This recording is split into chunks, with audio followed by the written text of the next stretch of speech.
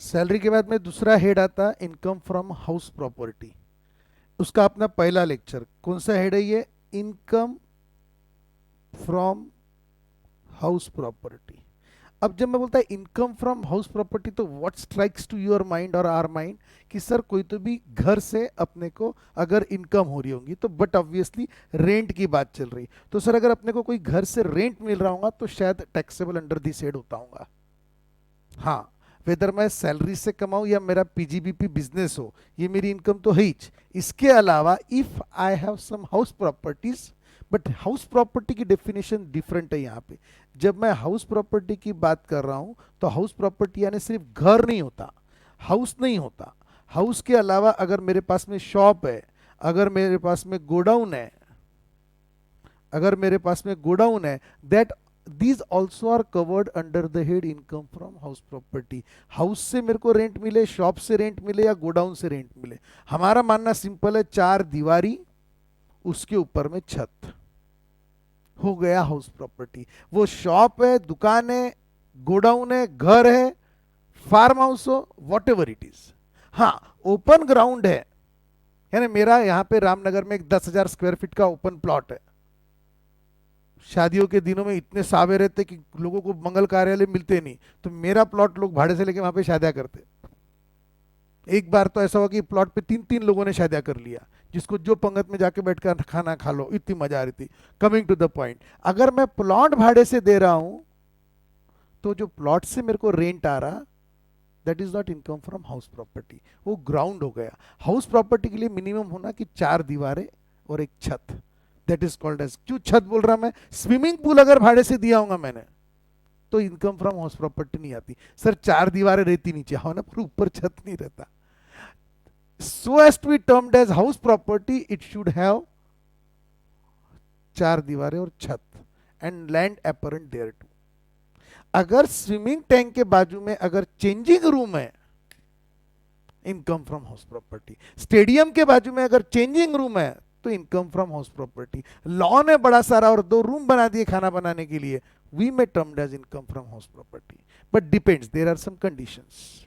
एक बात तो पहले तो होना हाउस प्रॉपर्टी और दूसरी होना इनकम, तब जाके इनकम फ्रॉम हाउस प्रॉपर्टी। नहीं, इनकम नहीं भी रही और अगर कैपेसिटी है घर की कमाने की तो एबिलिटी ऑफ द घर पे टैक्स लगता। It is not how much you have earn, it also taxed on the basis of how much it is capable of.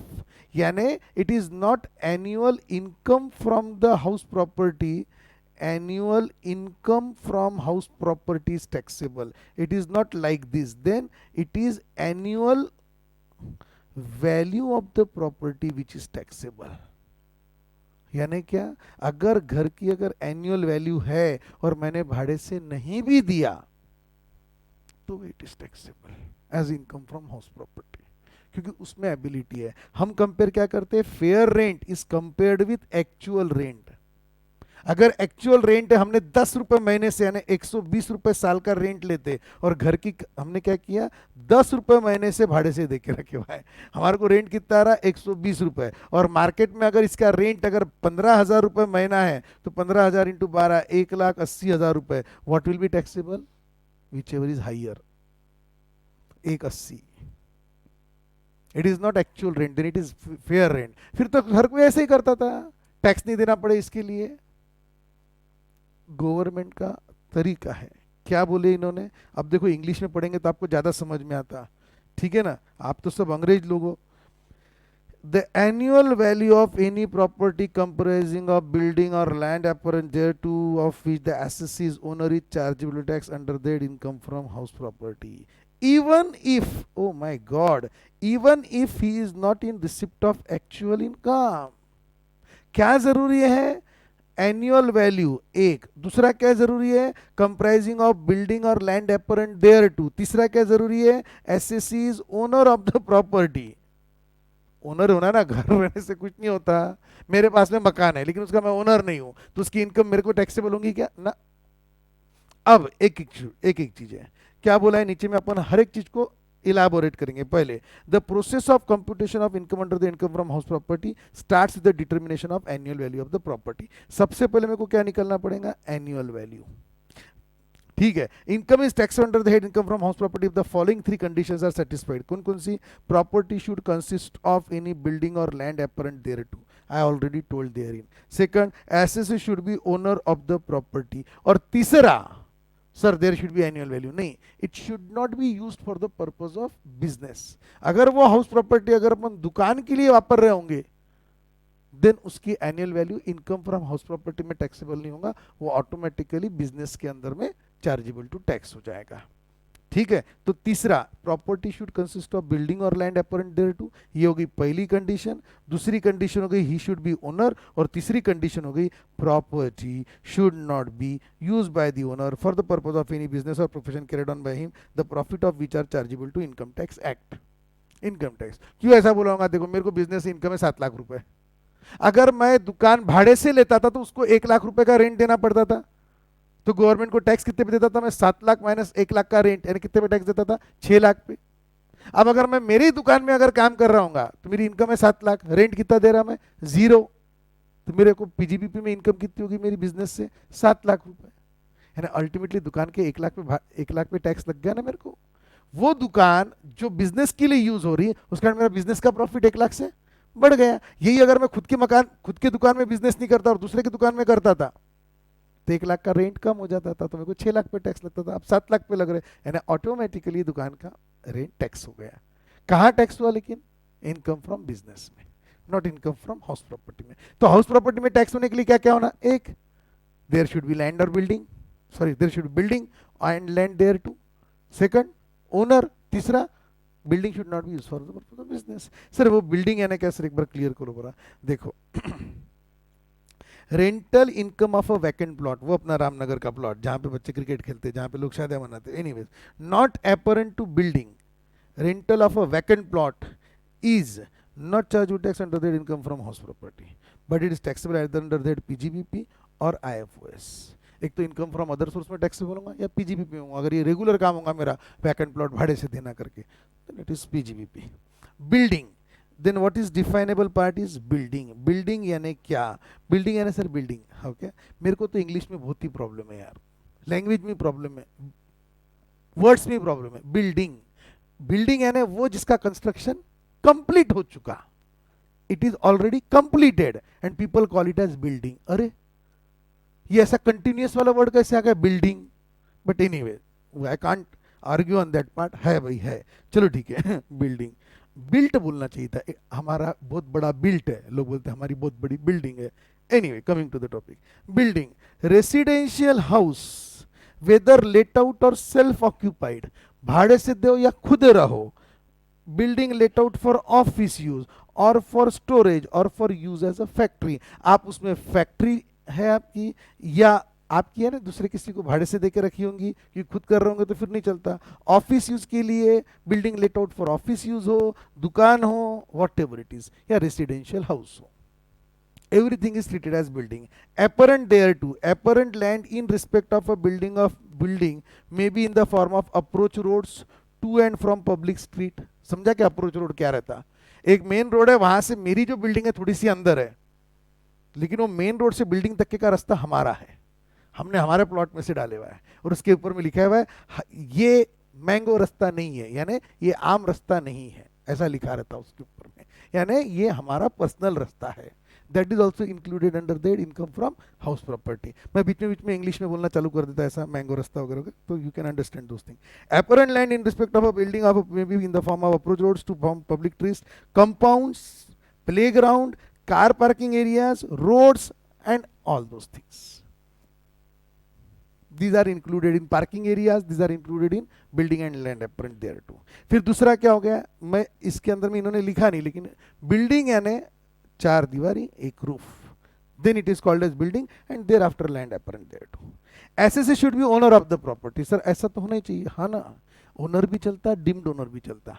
एक बिल्डिंग है, मैं उसका ओनर हूं, then it is taxable as income from house property. Includes legal owner as well as deemed owner. Legal owner है कागजात मेरे नाम पर है, प्रॉपर्टी का पोजेशन मेरे नाम पे है, और that property is in my possession, और वो मेरे नाम पर है आफ्टर पेइंग लीगल कंसिडरेशन। सब चीजें हैं, तो फिर I am a legal owner. और कभी कभी डिम्ड ओनर भी रहता है। डिम्ड ओनर यानी मेरे नाम पे कागजात नहीं है, लेकिन मैंने क्या किए हुआ है, उसके बाकी सब फॉर्मेलिटीज कंप्लीट करे हुई है। यानी मैंने पेमेंट करे हुआ है, लीगली पोजीशन ले लिया, पावर ऑफ अटॉर्नी ले लिया। एक रेगुलर किस्सा बताते रहता मैं इसके अंदर में, कि मैंने एक जने से प्लॉट लिया, सॉरी घर लिया, मकान लिया। सामने वाले 4 भाई 6 बहनें, यानी वो जो अंकल है वो 4 अंकल और 6 बुआ है, ऐसे 10 जनों के नाम पे उनके दादाजी ने प्लॉट छोड़ के गया था। वो पोते से यानी वो लड़के से मैंने प्रॉपर्टी लिया। वो बोले ये प्रॉपर्टी आपको दे देता हूँ, 3 करोड़ का हमारा सौदा हुआ। पर बोले जब तक के 10 जनों की साइन नहीं होंगी उसके ऊपर में, तब तक के प्रॉपर्टी आपके नाम पे रजिस्टर नहीं होंगी। बोला पर मेरे को अर्जेंट है। तो उन्होंने क्या बोला, मेरे को प्रॉपर्टी मेरे नाम पे देने का वादा कर दिया, एक पावर ऑफ अटॉर्नी लिख के, कि जैसे जैसे भुआएं अकोला में आएंगी वैसे वैसे हम आपको एक एक की साइन कर करके दे देंगे। दूसरा, मेरे को पोजेशन दे दिया। तीसरा, मैंने पूरा लॉफुल कंसिडरेशन दे दिया। This is called power of attorney transactions by fulfilling all other conditions. Sir registration क्यों करा नहीं लेते? मैंने पूछा उसको, बोला बेटा चारों भाई है, तो बोले एक भाई तो चले गए तो उनका लड़का साइन कर देगा, बच्चे भी 3 जन है, और जो बुआ है उसमें से 3 बुआ यहाँ रहती, 2 बुआ यूएसए रहती, एक बुआ दुबई में रहती। बोला कब आएंगी? बोले अभी आ जाएंगी बेटे के शादी में। बोला कब है शादी? बोले बेटा अब भी हुआ 1 साल पहले। अरे अब वाह, अरे वाह, वो आएंगे कब, साइन होंगी कब, मेरे नाम पे होगा कब? तो तब तक के उसका लीगल ओनर कौन है? वो 4 भाई 6 बहन है। लेकिन I am treated as deemed owner in that case. It is called power of attorney transactions. बहुत स्पेसिफिक केस बता रहा हूं मैं इसके अंदर में, ये आपको अकाउंट्स वगैरह में भी आता कहीं कहीं पर इंटरमीडिएट में। चलो ठीक है। सो डीम्ड ओनर एक लीगल ओनर रहता है, एक डीम्ड ओनर रहता है। Either of you are chargeable to tax as a income from house property. Owner में भी आपका नॉलेज टेस्ट हो रहा है, individual, HUF firm, company, cooperative society और एओपी। सीधा बोलो ना एनी पर्सन। नहीं सर लोकल अथॉरिटी नहीं है उसमें। चलो ठीक है। Not necessary that ownership should extend to the site on which building stands as well as the super structure. जरूरी नहीं कि नीचे के जमीन पे मेरा हक हो। फ्लैट है, नीचे की जमीन पे थोड़ी हक रहता, ऊपर के कंपार्टमेंट में ही हक रहता मेरा, तो भी I am treated as owner of the house property. लेकिन फ्लैट से लेने के कारण ये डायलॉग नहीं आया था। ये डायलॉग क्या के लिए आया था मालूम है? जैसे एमआईडीसी वगैरह के अंदर लीज पे जमीन रहती है ना 100-100 साल के लिए, तो जमीन पे मेरा हक नहीं रहता, वो भाड़े की रहती और ऊपर की प्रॉपर्टी मेरी रहती। तो ownership lies with the super structure only. In that case also I am treated as the owner of the property. Deemed owner यानी क्या रहता है भैया? सर आपने बताया वही वाला चीज, हाँ एक वो। और एक बड़ा मस्त प्यारा किस्सा है इसमें, transfer to spouse or minor child. मकान मेरा है, बराबर है, मेरे को ऑलरेडी सैलरी इनकम है 7,20,000, 60,000 पर मंथ। मेरे को 7,20,000 पे टैक्स लग रहा, और एक मकान भी है मेरे नाम पे। अब वो मकान की एनुअल वैल्यू मेरे को टैक्सेबल होंगी। मैं नहीं चाहता कि मेरे नाम पे और इनकम बढ़े। 7,20,000 नेट ऑलरेडी 20% स्लैब में चला गया मैं। अब ये हाउस प्रॉपर्टी से भी 2 लाख इनकम आ गई, तो उस पर 40,000 तो टैक्स लग जाएगा मेरे को। फिर दिमाग, प्रॉपर डेट देख के मैंने मकान मेरे मिसेस के नाम पे ट्रांसफर कर दिया। मतलब ये तेरे को गिफ्ट आज से, विदाउट कंसिडरेशन। अगर मैंने मेरे नाम का मकान बगैर कंसिडरेशन के वाइफ के नाम पे ट्रांसफर कर दिया, then it is not her income from house property. I will be treated as a deemed owner of the house property. हम ये जो ऐसा टैक्स प्लानिंग करते हैं ना, हमको अकल है, तो टैक्स डिपार्टमेंट को हमारे से ज्यादा है। हम शेर है, वो सवा शेर है। तो उन्होंने बोल दिया कि दिस टाइप्स ऑफ ट्रांजैक्शन, आप आपके माइनर चाइल्ड के नाम पे मकान ट्रांसफर कर रहे हैं ऐसे ही, या मिसेस को ट्रांसफर कर रहे हैं ऐसे ही, then in that case you will be treated as deemed owner and the income of the property will be taxable in your hand. Automatically तुम्हारी 7,20,000 की इनकम 2 लाख से बढ़ के 9,20 हो जाएंगी, और 9,20 पे टैक्स देना पड़ेगा। मेरे मन में क्या आया था कि 7,20 पे मैं टैक्स भरूंगा, 2 लाख मेरे मिसेस के नाम पे आ जाएंगे, उसको तो अदर इनकम कुछ है ही नहीं, 2.5 लाख तक के माफ। कितना दिमाग नहीं चला। If transfer takes place without adequate consideration, transfer is deemed as a transferor is deemed as a owner of the property. यानी मैं ओनर हूं अगर एडुकेट कंसिडरेशन के बिना हुआ तो। हाँ मैंने मकान दिया, उसने उसके पास के 15 लाख रुपए मेरे को दे दिए, इन that case she is the owner. फिर उसकी इनकम उस पे वो उसका टैक्स रहेगा। सर वो 15 लाख कहां से देंगे? उसकी कमाई से, उसके नाम पे 1 नंबर का पैसा होगा तो दे देंगे, then property will be hers. एक तो ये वैलिड कंसिडरेशन है, या दूसरा कंसिडरेशन है, क्या हुआ, मेरा एक दोस्त है, उसने उसके बीवी के लिए 12 लाख का नेकलेस लाया। उसकी बीवी 6 महीने बात नहीं करी उससे। बोलो क्यों? इट वॉज ए डील कि मैं तेरे को नेकलेस दूंगा तो 6 महीने चुप रहेंगी, बड़बड़ नहीं करेंगी। लाइक वाइज मेरे दोस्त ने अपने बीवी को घर ट्रांसफर किया विदाउट कंसिडरेशन, नहीं कंसिडरेशन था कौन सा, लिविंग अपार्ट। लिविंग अपार्ट यानी तू मेरे से दूर हो जाए, यानी डाइवोर्स के लिए। इन दैट केस अगर लिविंग अपार्ट के लिए अगर घर दिया, यानी दिस एग्रीमेंट अगर घर ट्रांसफर किया होगा, in the eyes of the law it is treated as sufficient consideration, adequate consideration. If transfer takes place without adequate consideration, transferor is deemed as owner of the property. This rule is not applicable if individual transfer a house property to his or her spouse under an agreement to live apart or to his minor married daughter. या फिर मैंने मेरे daughter को दे दिया जो married है, पर sir minor बच्चों के लिए बोला था ना, हाँ तो माइनर मैरिड डॉटर है सर, बाकी एक्ट का डर नहीं लगता क्या आपको? अगर ऐसा हुआ तो इनकम टैक्स हाथ वालों ने, इनकम टैक्स एक्ट वालों ने हाथ ऊपर कर दिए कि अगर मैरिड डॉटर है और आप उसको विदाउट एडिक्वेट कंसिडरेशन भी ट्रांसफर कर रहे होंगे तो भी you will be not treated as a deemed owner. अगर आपने आपके वाइफ को मकान ट्रांसफर किया होगा तो you are treated as a deemed owner. अगर एडुकेट कंसिडरेशन के साथ में किया होगा तो नॉट अ डीम्ड ओनर। अगर लिविंग अपार्ट के नाम से किया होगा तो नॉट अ डीम्ड ओनर। ऐसा सब चीजें हैं। देखो ये जितना ध्यान से सुनेंगे उतना दिमाग पे गिरते जाएगा। और बताता हूं, दो टाइप के स्टूडेंट्स रहते हैं, एक जिनको आंखों से देखे हुआ दिमाग में जाता और एक का कान से सुने हुआ दिमाग में जाता। You identify yourself what type of student you are. वापस बोल रहा मैं, अपनी नर्व्स, किसी किसी की mental nerves are connected more with the ears और किसी किसी की आईज से रहती। जिनको कान से नर्व्स अटैच रहती उनको जोर से पढ़ने की आदत रहती। क्यों जोर से पढ़ते वो? बिकॉज उनको कान पे जो शब्द गिरते वो माइंड को ज्यादा स्ट्राइक करते एज कंपेयर टू आंखों से देखे हुए। और जो लोगों की आंखों से कनेक्टेड रहता उनको साइलेंटली पढ़ने में ज्यादा इंटरेस्ट आता। एकदम प्रूव्ड है साइंटिफिकली। तो आपको क्या करना है, अगर आप आपको जानते हो, पहचानते हो या वॉट एवर इट इज, आपको दोनों एट ए टाइम करना है। देखना भी सीरियसली है, सुनना भी सीरियसली है, ठीक है ना। किसी किसी के कान ज्यादा स्ट्रांग होंगे तो सुन के भी काम हो जाता है। Anyways, SSC should be owner of the property. एक लीगल ओनर, दूसरा डीम्ड ओनर, तीसरा होल्डर ऑफ इम्पार्शिएबल स्टेट। नहीं, ये इसी की बात चल रही। डीम्ड ओनर का पहला पार्ट है transfer to spouse or minor child. दूसरा पार्ट है holder of impartible estate. Holder of impartible estate की बहुत बड़ी कहानी है, मैं शॉर्ट में बता देता फटाफट। हम तीन भाई, मेरा बड़ा भाई, मैं छोटे नंबर का छोटू, सेकंड नंबर का छोटू और एक तीसरा छोत्री, जो भी है।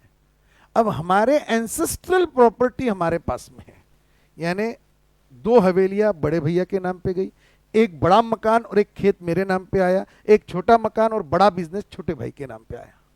ये हमारे को पार्टीशन में बांट दिए गए। और इसके अलावा हमारे घर का एक मंदिर था बड़ा सारा। ये मंदिर का हमने क्या नहीं किया, पार्टीशन नहीं हो पाया, क्योंकि विल में ऐसा लिखा था ये तीनों के नाम पे रहेंगे। सॉलिड झगड़े तीनों भाइयों में, एक ने अपना ताला लगाया, दूसरे ने अपना ताला लगाया, तीसरे ने अपना ताला लगाया। मंदिर कोई वापर भी नहीं रहा, लगे तो काम पड़े तो, पर चार दीवारें एक छत, इट इज हाउस प्रॉपर्टी। और whether it is let out or not, it is taxable under the income tax act. तो उसका ओनर ढूंढना जरूरी था। तो in the case of impartible estate, elder son will be treated as the owner of the house property. खलास। Sir elder का क्या दोष है उसमें, बड़ा है ना तू, बस आदमी ऐसे ही बड़ा नहीं बनता बेटा। तो you are elder, then you are treated as a deemed owner and the annual value of the property will be chargeable tax in the hands of that elder son. जब तक के असेसिंग ऑफिसर को और कोई second चीज नहीं पसंद आती तब तक वो टैक्स भरेगा, नहीं तो फिर अदर भाई। सर उनकी केस चल रही, डिस्प्यूट है, ढमका है, टमका है, उनके पास में सर्टिफिकेट, कुछ काम नहीं आता। जब तक तुम्हारी केस सॉल्व नहीं होती तब तक के Elder brother will pay the tax. चलो नेक्स्ट। सर ये कहानी है कि सच्चाई है? सच्चाई है। Third, property held by member of cooperative society और कंपनी और एओपी। ये एकदम रियलिस्टिक फैक्ट है। यानी क्या रहता है कोऑपरेटिव सोसाइटी के अंदर में, so as to reap the benefits of cooperative society. हम 9 दोस्तों ने क्या किया, हमारे को 9 को मकान बनाना था। फिर हमने क्या किया, एक खेत बिकत लिया और खेत को एनए कराना पड़ता, नॉन एग्रीकल्चरल। तो कोऑपरेटिव सोसाइटी के अंदर में अगर खेत लेके अगर हमने हमारे 9 मकान बनाए तो कुछ बेनिफिट्स रहते थे पहले। तो हमने क्या करे, कोऑपरेटिव सोसाइटी बनाई और मकान कोऑपरेटिव सोसाइटी के नाम पे लिए, हम कोऑपरेटिव सोसाइटी के कौन है, मेंबर्स है, फिर सोसाइटी ने मकान किसके नाम पे रजिस्टर्ड है, सोसाइटी के, और सोसाइटी ने हर एक को एक एक अलॉटमेंट लेटर दे दिया कि ये राठी का मकान, ये चांडक का मकान, ये गावंडे का मकान, ये देशमुख का मकान, ये पाटिल का मकान, सबको ऐसे करके बांट दिए, अलॉट किए। ओनर कौन है उसका, सोसाइटी। और मैं कौन हूं, आई एम नॉट ओनर, क्योंकि मेरे नाम पे सिर्फ अलॉटमेंट लेटर है। In that case according to income tax act, deemed owner कहा गया, any person whom building is allotted or leased is deemed as the owner of the property. In that case cooperative society is not considered owner, but that person will be treated as a deemed owner of the house property. Person who has acquired, fourth वाला deemed owner, person who has acquired the property under the power of attorney transaction, although he may not be registered owner of the property. इसकी भी एक कहानी है power of attorney की, जो मैंने पहली बता दी आपको, 4 भाई 6 बहनों वाली। एक है person who has acquired a right in a building under section 269 यूएएफ। आपको आइडिया है नहीं है मुझे पता नहीं है, अगर कोई भी property immovable if you use for 12 years without interruption, then by easement act it becomes yours.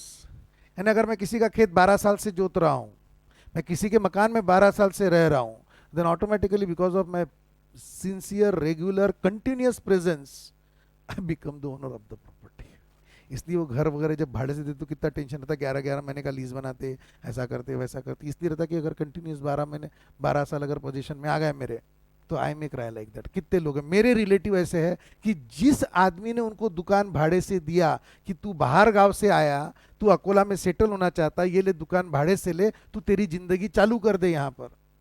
तो मेरे ऐसे कुछ कमीने रिलेटिव्स है जिन्होंने 15 साल 25 साल वो बिजनेस में रहे, पनपे, कमाया, और अब वो दुकान नहीं छोड़ रहे, बोले ये हमारी हो गई, जबकि सामने वाले ने उसको फेवर करके वो दुकान भाड़े से दिया था। मैं हो सकता मेरे मन में भद दिया हुआ है, मैं इसलिए बोलता ये सब चीजें कि कितना गलत है। जहां से अपन जिसके कारण अपन बड़े हुए उसको अपन बोले कि दुकान छोड़ने के 22 लाख रुपए लूंगा, दुकान छोड़ने के 90 लाख रुपए लूंगा, but people act in that manner. Anyways that is not a part, but by section 269 UAF, if I become the owner of that property, then I will be treated as a deemed owner, though registration कागजात is not in my name। चलो आगे कहाँ तक के हुआ, मैं income from house property में एक हो गया, there should be a building, second हो गया asset should be owner of the property, और थर्ड हो गया property should not be used for the purpose of business. क्यों, इसकी कहानी मैंने पहली बता दी थी। Annual value of the house property is not chargeable tax under that income from house property, as notional rent of property is not allowable as a permissible deduction while computing business income if a person carries on business or profession in his house property. अब आगे composite rent. ये rent वाला part जो है मैं भले ही notes में शुरुआत में रखा हूं, लेकिन जब मैं इसका कैलकुलेशंस करूंगा ना तब अपन कंपोजिट रेंट देखेंगे। एक मिनट शुरुआत कर देता हूं। What is composite rent? मेरे पास में बिल्डिंग है, सॉरी मेरे पास में हाउस प्रॉपर्टी है, मैंने भाड़े से देख के रखा। मैं 2 मिनट पहले आपको बोला था, एक तो फेयर रेंट देखे जाता है ना, एबिलिटी ऑफ द हाउस, एक तो एक्चुअल रेंट देखा जाता है ना, एक्चुअली कितनी अर्निंग है, और whichever is higher is taxable to the is chargeable to tax. तो एक्चुअल रेंट कैसे निकालते हैं सर? एक्चुअल रेंट क्या निकालना पड़ता है? फेयर रेंट कैसे निकालते हैं? ये बड़ा सवाल था सर हमारे को कि फेयर रेंट कैसे करते होंगे सर। घर को ऐसे पाउडर छिड़क दिए कि वो फेयर हो जाता है, हो गया फेयर रेंट। फालतू बातें नहीं करने का। बात ये थी fair rent is a difficult matter, actual rent तो इजी है। जितना भाड़ा मेरे को मिला मेरे बैंक में जो जमा हो गया, एक्चुअल रेंट नहीं। कभी कभी रेंट क्या रहता, मेरा फ्लैट 17वें माले पर, कौन सा, 17th फ्लोर पर, उसमें मेरा फ्लैट समझ लो 48 लाख का, उसके अंदर में फर्नीचर बनाया हुआ है मैंने 22 लाख का, पलंग, अलमारियां, showcase, class, POP and all those things. 22 lakh का फर्नीचर, 42 और 22 70 लाख। लिफ्ट ऊपर आने के लिए, all types of facilities available, wifi फाईफाई जो रहता होगा नहीं रहता होगा सब। और वो फ्लैट मैंने एक गवर्नमेंट ऑफिसर को, मैंने एक वो फ्लैट रिलायंस कंपनी के मैनेजर को या किसी को भाड़े से दिया, जबरदस्त एकदम। तो उससे रेंट कवर कर रहा मैं। कितना रेंट ले रहा मैं उससे? 60,000 पर मंथ, 7,20,000 पर मंथ। तो ये 60,000 पूरा सिर्फ फ्लैट का है क्या? बाजू के फ्लैट 32,000 35,000 पर मंथ से जा रहे। मैं 25,000 ज्यादा क्या के ले रहा? फर्नीचर के। मैं ज्यादा क्या के ले रहा? बाकी सब फैसिलिटीज के। सो ये जो रेंट मैं ले रहा, इसमें से कुछ part rent of the house property है, कुछ पार्ट अदर फैसिलिटीज का है। अगर फर्नीचर भाड़े से देता तो फर्नीचर का भाड़ा जो है वो इनकम फ्रॉम हाउस प्रॉपर्टी है क्या? नहीं, वो आईएफओएस है। बाकी फैसिलिटीज में अगर किसी को प्रोवाइड कर रहा हूँ तो वो इनकम फ्रॉम हाउस प्रॉपर्टी है क्या? नहीं, वो आइदर बिजनेस में जा सकता है या अदर सोर्स में जा सकता है। Providing of services might be business वगैरह वगैरह। तो अगर रेंट अगर कंपोजिट आ रहा हूँ, it is composite of both building as well as services as well as furniture. If owner receives rent which includes rent of building, other assets or charges for a different services provides in the building, the amount recovered is known as composite rent। अरे भाई sir, इसकी definition में कोई याद करा इतने पदस्य, हमको तो आश्चर्य हो रहा है। यस, ये हो गया कंपोजिट रेंट। अब बारी क्या ही, इसकी बाटा बाटी करनी पड़ेगी। बिल्डिंग का जो रेंट है वो इधर taxable and all those things. Where composite rent includes rent of building and charges for, इसको बाटा बाटी कैसे करते, अप्रोप्रिएट कैसे करते, वो यहाँ पे लिखा हुआ है। आपका क्या काम होना चाहिए, आपने पहले ये अप्रोप्रिएशन खुद ने दिल से पढ़ लेना चाहिए। अपन पोजीशन में आ गए कि अब बीच खत्म कर डालते, ठीक है? तो आप इसको डिवाइड पहले पढ़ो, फिर मैं इमीडिएटली मैं पढ़ रहा। पॉज करो, देखो फटाफट फटाफट हो गया pause. where composite rent includes rent of building and charges for different services and rent is separable।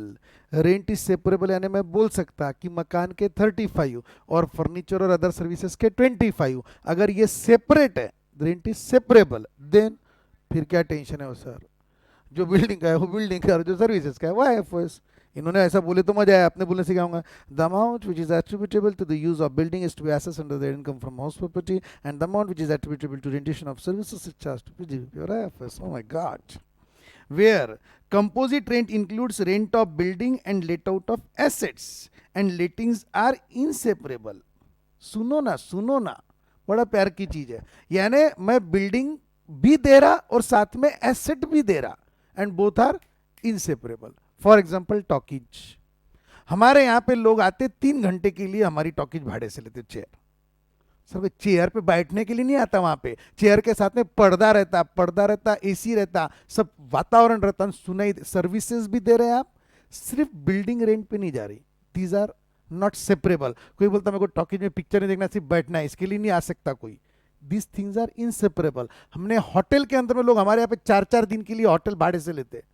Sir hotel का रूम नहीं लेते भाड़े से, वो होटल के अंदर में के पलंग, वहां की सर्विसेज, वहां का पूरा एटमॉस्फियर, वहां की सेफ्टी, ऑल फीचर्स के साथ में लेते हैं। These two things are inseparable.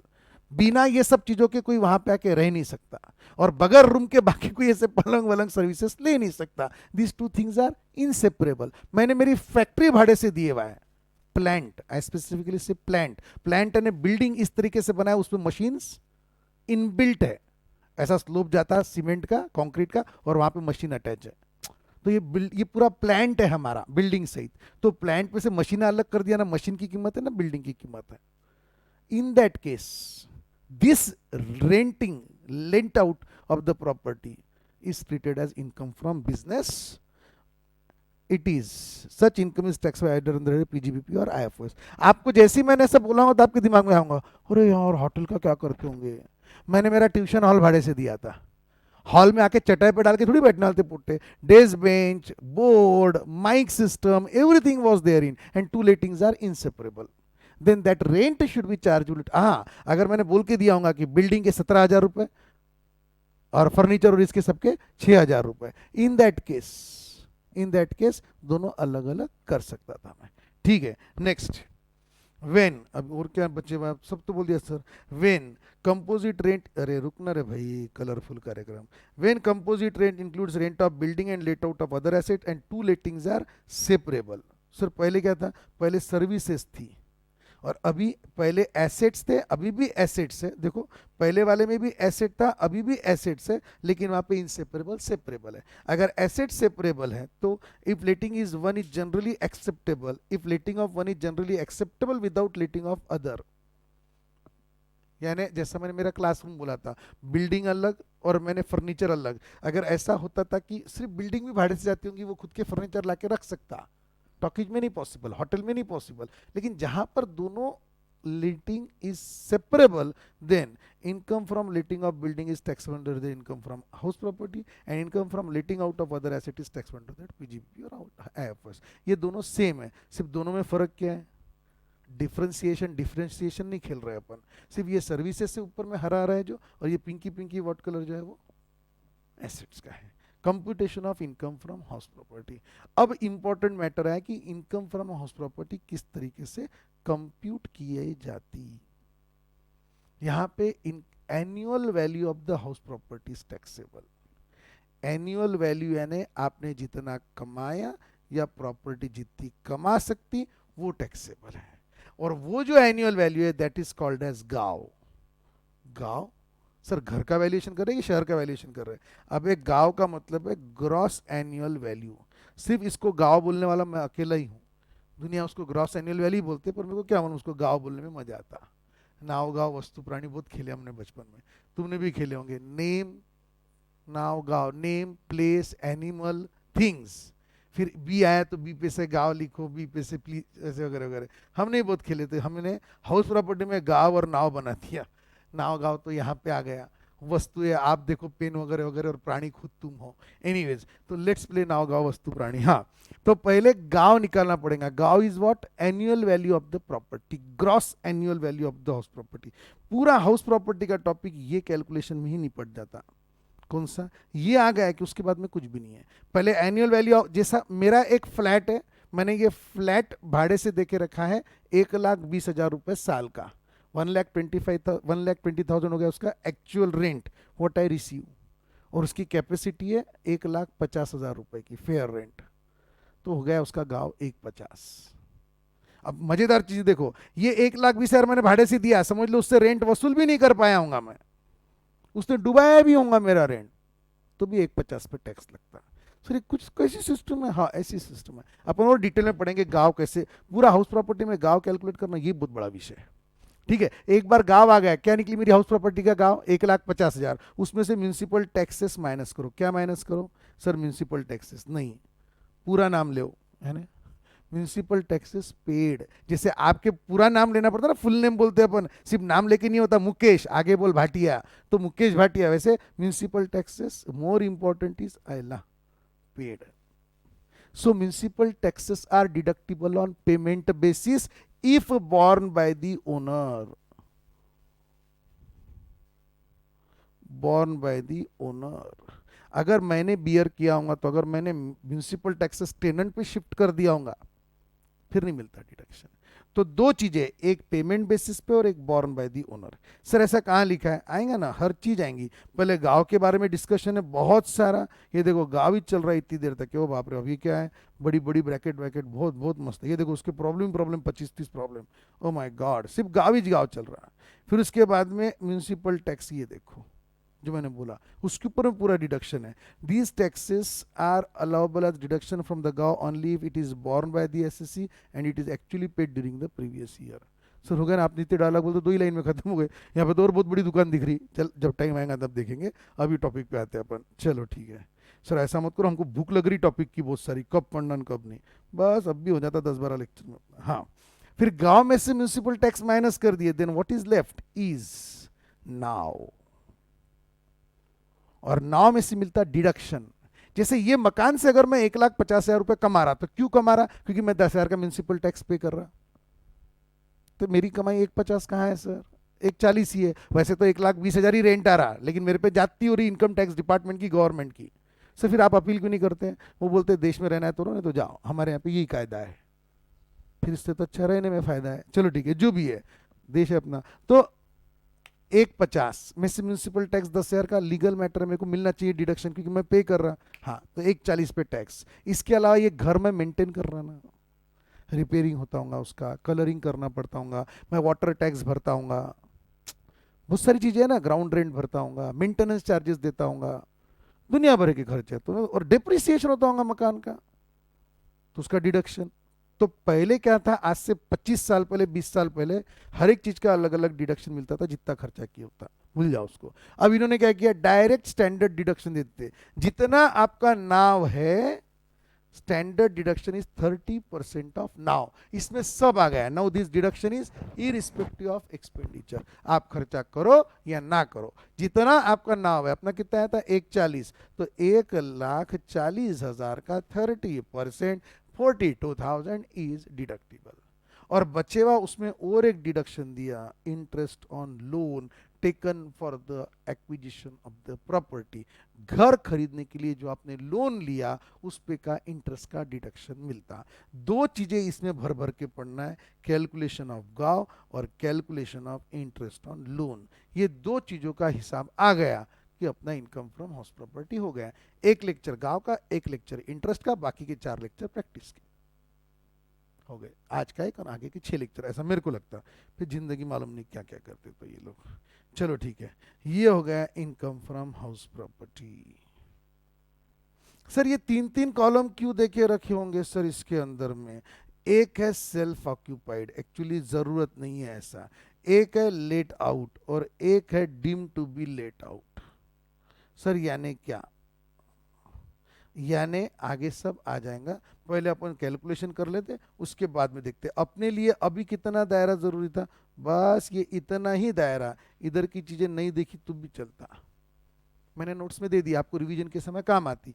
अभी आपके लिए इतना ही, ठीक है। अब अपने को एक एक चीजें देखना पड़ेगा। हाउ टू फाइंड आउट गांव, और गांव ढूंढने के लिए अपने को बेसिक नॉलेज होना।